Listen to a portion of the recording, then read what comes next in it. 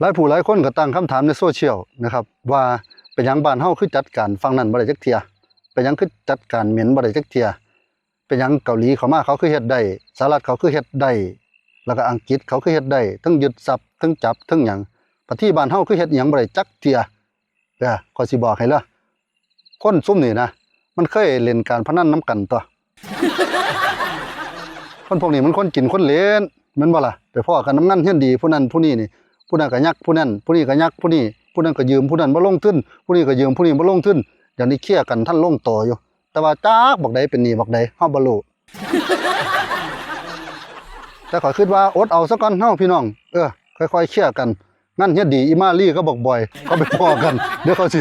ใช้หนี้ใช้สินกันแล้วข้อยคิดว่าทุกสิ่งทุกอย่างสิดีกันดอกเนาะ จักสิว่าแนวใดเว้ยฝากถึงผู้หลักผู้ใหญ่ผู้มีอำนาจเด้อนะอย่าพักกันไปยุ่งเกี่ยวหลายอบายมุกสิ่งใดที่มันผิดศีลธรรมนั่นน่ะมันนำไปสู่ซึ่งความเสื่อมพระพุทธเจ้าเพิ่นก็สอนฮอดยามน่ะมาพากันไปกราบพระปั๊บกราบพระปั๊บไปเฮ็ดบุญไปเฮ็ดกินเฮ็ดทานพากันไปเฮ็ดสิ่งบ่ดีไปโกงไปกินสุดท้ายมันก็ถึงความเสื่อมคือเก่าเชิดโลดท่านกันลงไปเอาเงินโกงมาท่านบ่ได้บุญคือเก่าซ้ำนี่ล่ะการเว้า